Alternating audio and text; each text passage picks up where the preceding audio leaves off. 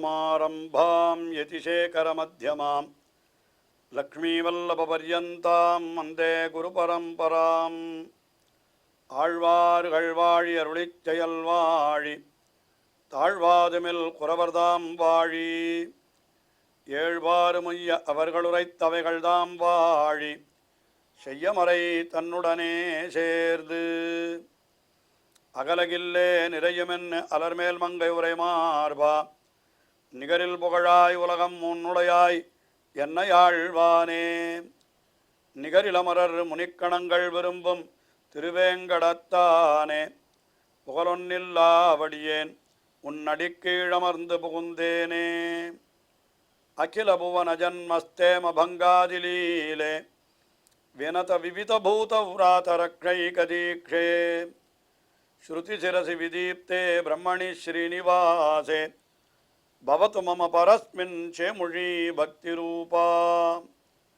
ஸ்ரீமான் வெங்கடநாதார்ய கவிதார்க்கிககேசரி வேதாந்தாச்சார்யவர்யோ மே சந்நிதத்தாம் சதா ஹிருதி. ஸ்ரீரங்கநாதனுடைய பாதுகைகளை குறித்து ஓரிரவிலே 1000 ஸ்லோகங்களை அருளி செய்த வேதாந்த தேசிகன் இந்த பாதுகா சகஸ்திரம் என்கிற தோத்திரத்தில் அமைந்துள்ள ஒவ்வொரு ஸ்லோகத்திலேயும் பாதுகையினுடைய பெருமையை ஒவ்வொரு விதமாக விசேஷமாக அருளி செய்கிறார். அதிலேயும் பல பல பத்ததிகளாக அதை பிரித்து ஒவ்வொரு பத்ததியிலே ஓரொரு விஷயத்தை மட்டும் எடுத்துக்கொண்டு அந்த விசேஷங்களை எல்லாம் தெரிவிப்பதாக அந்த பத்ததி என்று வைத்து பல ஸ்லோகங்களை அருளி செய்கிறார். அதிலே இப்பொழுது நாம் பாதுகா சகஸ்திரத்திலே 18வது பத்ததியான முக்தா பத்ததி என்ற பத்ததியிலே இருக்கிற ஸ்லோகங்களை அனுபவிக்கிறோம். இந்த முக்தா பத்ததியிலே என்ன தெரிவிக்கிறார் என்னால், பாதுகையிலே இழைக்கப்பட்டிருக்கிற முத்துக்கள், பாதுகையிலே நவரத்தனங்களும் இழைக்கப்பட்டிருக்கின்றன. ஆனால் அதில் இருக்கக்கூடிய முத்துக்களை பற்றி மட்டும் கீழே ரத்ன சாமானிய பத்ததி என்று பொதுவாக ரத்தனங்களை சொன்னார். அதற்கு பிறகு பத்மராக பத்ததி என்று சிகப்பு கற்களை பற்றி சொன்னார். இப்பொழுது முக்தா பத்ததி என்று முத்துக்களை மட்டும் தெரிவிக்கிறார். அந்த முத்துக்கள் மட்டும் எவ்வளவு அழகாக இருக்கிறது என்று தெரிவிக்கிறார். பாதுகையிலே இழைக்கப்பட்டிருக்கிற முத்துக்கள். அதிலே இப்பொழுது பாதுகா சாஸ்திரத்திலே 617வது ஸ்லோகம். இந்த ஸ்லோகத்தில் என்ன தெரிவிக்கிறார் என்னால், பாதுகை எம்பெருமானுடைய திருவடிகளில் இருக்கக்கூடிய நகங்கள் அவை சந்திரனை போலே இருக்கின்றன.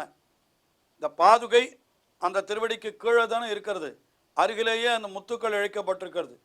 அதை பார்த்தால் எப்படி இருக்கிறதுன்னு கேட்டால், சந்திரனுக்கு அருகிலேயே இருக்கக்கூடிய நட்சத்திரங்களைப் போலே இருக்கிறது. அதாவது புராணங்களின்படி சந்திரன் அவன் என்ன பண்ணினானால், தக்ஷனுடைய பெண்களான 27 நட்சத்திரங்களையும் திருமணம் புணர்ந்து கொண்டான் என்றபடியினாலே அந்த நட்சத்திரங்கள் எல்லாம் அவனுக்கு பத்தினி ஸ்தானம் என்று சொல்லப்பட்டிருக்கிறது. சந்திரன் கணவன், இந்த 27 நட்சத்திரங்கள் அஸ்வினி பரணி கிருத்திகை ரோகிணின்னு சொல்கிறோமே, இவைகளெல்லாம் அவனுக்கு பத்தினி ஸ்தானத்தில் இருப்பவை. அதெல்லாம் சந்திரனை சுற்றி தான் இருக்கும் அந்த நட்சத்திர மண்டலம். அப்படி சற்று முன்னும் பின்னமாக இருக்கும்.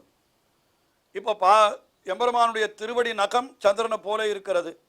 இந்த பாதுகையில் இருக்கக்கூடிய முத்துக்கள் எல்லாம் அந்த நட்சத்திரங்களைப் போல இருக்கிறது என்று இப்படி அருளி செய்கிறார் 617வது ஸ்லோகத்தில்.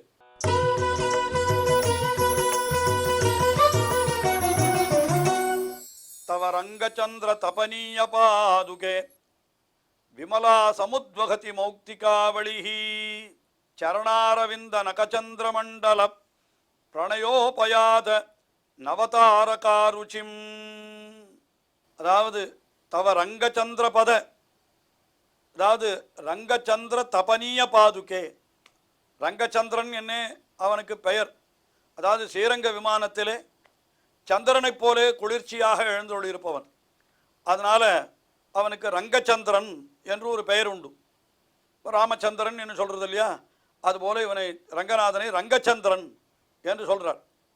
ரங்கச்சந்திர தபனீய பாதுகே, அந்த ரங்கச்சந்திரனுடைய பொன்மயமான பாதுகையே என்று சொல்கிறார்.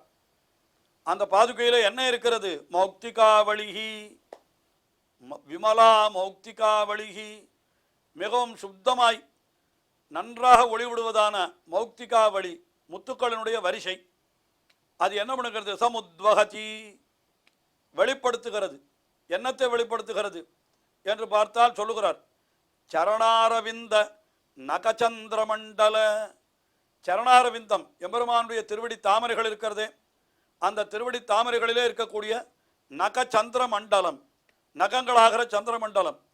நகம், ஒவ்வொரு நகமும் சந்திரனை போலவே இருக்கிறது, அப்படி பிரகாசிக்கிறது.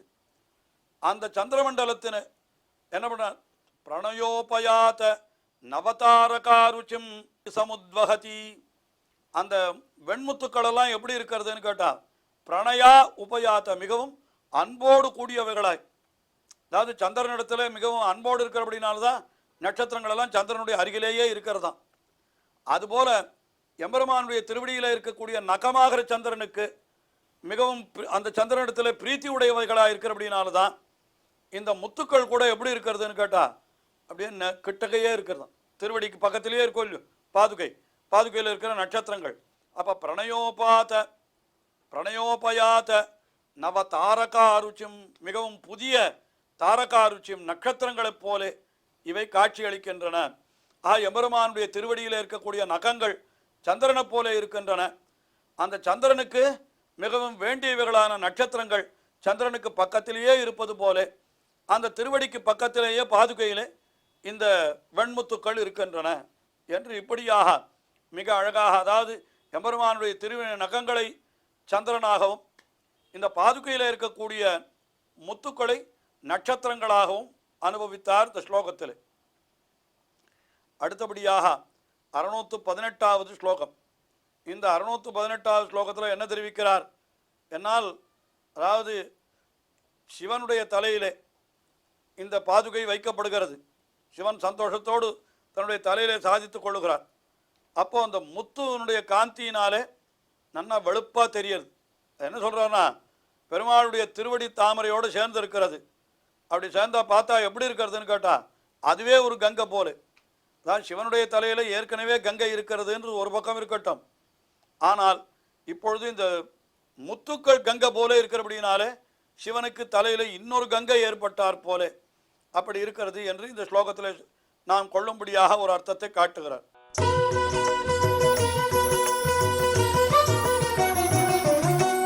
சந்திரசூட மகுடே நலாலிதா சாரு மௌக்திக மயூர பாண்டரா ரங்கநாத பதபத்மசங்கினி லக்ஷ்யசே சுரதுனீவ பாதுகே. அதாவது சந்திரசூட மகுடேனா, சந்திரசூட மகுடன் என்னால் என்ன, சந்திரசூடன் என்று சிவனுக்கு பெயர். ஏன்னா சந்திரனை தன்னுடைய சூடா தலையிலே அணிந்து கொண்டிருக்கிறான். அதனால சந்திரசூடன், சந்திரசேகரன் என்றெல்லாம் ருத்ரனை சொல்லுவதுண்டு. சந்திரசேகரன் என்னாலும் சந்திரசூடன் என்னாலும் ஒரே பொருளை உடைய வெவ்வேறு சொற்கள் தான். அப்போ அவனுடைய மகுட்டேன லாலிதா, அவனுடைய கிரீட்டத்திலே கொண்டாடப்பட்டதாக இருக்கிறது எதுன்னு கேட்டால் எம்பெருமானுடைய பாதுகை என்று.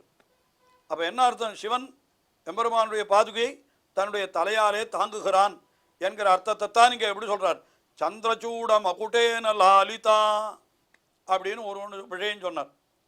அப்படிப்பட்ட அந்த பாதுகையில என்ன இருக்கிறது, சாரு மௌக்திக மயூர பாண்டரா, சாரு மௌக்திக மயூக பாண்டரா, நல்ல சாரு அழகான முத்துக்கள், அதனுடைய பாண்டரா மயூகம் அப்படின்னா என்ன அர்த்தம், மிகவும் வெளுப்பான அந்த காந்திகள், தேஜஸ் முத்துக்களிலிருந்து அது வெளிப்படுகிறது. அது வெளிப்பட்டு என்ன பண்ணுகிறது, அது ரங்கநாத பத பத்மசங்கினி, ரங்கநாதனுடைய பதத்திலே அது சேர்ந்து இருக்கிறது. எது, அந்த முத்துக்கள், அந்த பாதுகை.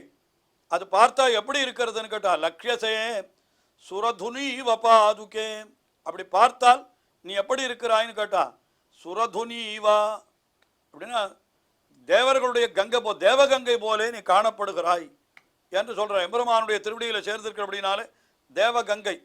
அதாவது விஷயம் என்னன்னா, இந்த ஸ்லோகத்தில் தேவகங்கைக்கும் அந்த பாதுகைக்கும் ஒரு ஒத்துமை, பாதுகையில் இருக்கிற முத்துக்களுக்கும். அப்படின்னு பார்த்தா என்ன ஆறுது, தேவகங்கைக்கு என்னென்ன உண்டோ எல்லாம் இப்படியும் சொல்லலாம். தேவகங்கையை மட்டும் சொன்னா சந்திரசூட மகுடேனு லாலிதா என்ன, சந்திரனுடைய அதாவது ருத்ரனுடைய தலையிலே அந்த தேவகங்கை இருக்கிறது அது எப்படி இருக்கிறது? சாரு மௌக்திகம் அயூக பாண்டரா, நல்ல முத்துக்களை போல நல்ல வெண்மையாக இருக்கிறது கங்கை. ரங்கநாத பதபத்ம சங்கினி, ரங்கநாதனுடைய திருவடி தாமரைகளிலே அது தொடர்புடையதாக இருக்கிறது கங்கை என்று இப்படி முதல்ல சுரதுனிக்கு இந்த அர்த்தத்தை கொள்ளலாம். இப்போ அதே அர்த்தத்தை பாதுகைக்கு சொல்லுகிற பொழுதோ சந்திரசூட மகுடேன லாலிதா, என்னால் சந்திரசூடனான சிவனுடைய தலையிலே வைக்கப்படுகிறது பாதுகை. அந்த பாதுகையில் இருக்கக்கூடிய சாரு மௌக்திக மயூர பாண்டரா, நல்முத்துக்களினுடைய நல்ல ஒளியானது அது எப்படி இருக்கிறது? ரங்கநாத பதபத்ம சங்கினி, ரங்கநாதனுடைய திருவடிகளிலே அப்படி தொடர்புடையதாக இருக்கிறது பாதுகை. இப்படி பார்க்கிற பொழுதோ சுரதுனீவ பாதுகே லக்ஷசே, நீ பாதுகே சுரதுனீவ லக்ஷசே, கங்கையை போலே நீயும் இருக்கிறாய் என்று இந்த ஸ்லோகத்தில் அப்படி அனுபவித்தார்.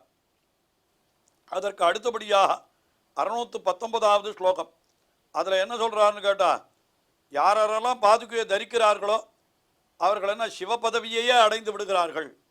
சிவபதவினா அது ஒரு பெரிய ஸ்தானம் இல்லையா?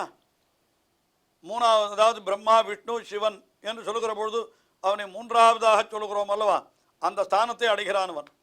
யார் பாதுகையை வணங்குறானோ அவனுக்கு அப்படிப்பட்ட உயர்ந்த பேரு கிட்டும் என்பதை இந்த 619வது ஸ்லோகத்திலே தெரிவிக்கிறார்.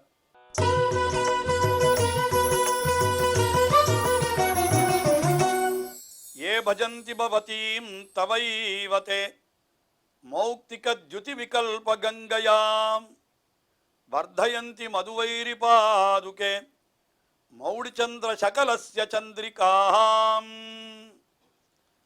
அதாவது ஏ பஜந்தி பவதீம் மதுவைரி பாதுகே, மது என்கிற அசுரனை அழித்தவனுடைய பாதுகையே, தவைவ, அதாவது ஏ பஜந்தி பவதீம், யார் உன்னையே பஜிக்கிறார்களோ, எவர்கள் உன்னை தியானிக்கிறார்களோ, அதாவது வேறு நினைவு இல்லாமல் பாதுகையே எவர்கள் இடைவிடாமல் தியானிக்கிறார்களோ அவர்களுக்கு என்ன கிடைக்கிறதுன்னு கேட்டாக்கா, மௌக்திக த்யுதி விகல்ப கங்கையா, அதாவது மௌக்திக த்யுதி முத்துக்களுடைய ஒரு தேஜஸ் ஒளி, அது எப்படி இருக்கிறது? விகல்ப கங்கையா, இன்னொரு கங்கையோ என்று சொல்லலாம் போல இருக்கிறது. ஏன்னா கங்கையினுடைய நதி அதனுடைய நிறம் எப்படி இருக்குன்னா அந்த ஜலம் வெளுப்பாக இருக்கும் அப்படின்னு சொல்லுவா. இப்போ இந்த திருவடி பாதுகையில் இருக்கக்கூடிய முத்துக்களினுடைய ஒளி வெளுப்பாக இருக்கிறபடினால அது இன்னொரு கங்கை போல இருக்கிறது. அப்போ என்ன அர்த்தம்? வர்தயந்தி மதுவைரி பாதுகே, அவள் என்ன பண்ணுறானா அந்த பாதுகையை எடுத்து தலைமையில் வச்சுட்டாள்னா அவளுக்கு என்ன கிடைக்கிறது? மௌலிச்சந்திர சகலஸ்ய சந்திரிகாம், மௌலிச்சந்திரன் இருக்கானே, அதாவது தலையிலே சந்திரனை அணிந்தவனான ருத்ரன், அவனுடைய அந்த என்ன சொல்கிறாருன்னா தலையில் இருக்கக்கூடிய சந்திர சகலசியன்றார். அந்த சந்திரன் ஒரு பிறை சந்திரனைத்தான் அவன் அணிந்து கொண்டிருக்கிறான் ருத்ரன். அதை என்ன பண்ணுகிறார்கள் இவர்கள்? தங்கள் தலையிலே கொள்ளுகிறார்கள். யார் பாதுகையை தலையிலே தரிக்கிறார்களோ அவர்கள் ருத்ரனுடைய தலையிலே இருக்கக்கூடிய அந்த சந்திரனுடைய பிறை சந்திரனை தங்கள் தலையிலே தரிக்கிறார்கள் என்று சொன்னால் என்ன அர்த்தம்? தங்களுக்கு ருத்ரனுடைய ஸ்தானமே கிடைத்து விடுகிறதுன்னு அர்த்தமா அப்படி சொல்லுகிறார்கள். அதாவது என்ன சொல்றார்? யார் உன்னை தியானிக்கிறார்களோ அவர்கள் உன் பேரில் இருக்கும் முத்துக்களுடைய கங்கை போல் இருக்கும் வெளுப்பு காந்தி, அதனால என்ன பண்ண தலையில இருக்கக்கூடிய சந்திர கிரணத்தை, சந்திர பிறை சந்திரனுடைய நிலாவை விருத்தி பண்ணுகிறார்கள். அதனால என்ன கிடைக்கிறதுன்னு கேட்டா, யார் பாதுகையை தியானிக்கிறார்களோ அவர்களுக்கு ருத்ரனுடைய ஸ்தானமே கிடைத்து விடுகிறது, சிவப்பட்டமே கிடைத்து விடுகிறது என்று சொல்லும்படியாக பாதுகையை தலையில வச்சுட்டா அவளுக்கு தலையில என்ன இருக்கிறது? முத்துக்களுடைய ஒளி கங்கை போல இருக்கிறது. அதனால அவளுடைய தலையில கங்கையும் வந்துடுறது. அந்த முத்துக்கள் எப்படி இருக்கிறதுனா பிறைச்சந்திரனை போல இருக்குது. அதனால அவளை தொடையில பிறைச்சந்திரனும் வந்து விடுகிறது. இப்போ எவன் பாதுகையை தலையில வைத்துக் கொள்ளுகிறானோ அவன் தலையில கங்கையும் பிறைச்சந்திரனும் இருக்கிறதுன்னா என்ன அர்த்தம்? அவன் சிவனாவே ஆகி விடுகிறான், சிவப்பட்டமே கிடைத்து விடுகிறது என்று இப்படி சமத்காரமாக அப்படி மிக அழகாக சில விஷயங்களை அற்புதமாக தெரிவிக்கிறார் இந்த ஸ்லோகத்திலே. இன்னும் தொடர்ந்து அனுபவிப்போம். ஸ்ரீயக்காந்தாய கல்யாண நிதயேர்த்தினாம் ஸ்ரீவேங்கட நிவாசாய ஸ்ரீனிவாசாய மங்களம். ஸ்ரீமத் சுந்தரஜாமா திருமுனிமானசவாசினே சர்வலோக நிவாசாய ஸ்ரீனிவாசாய மங்களம்.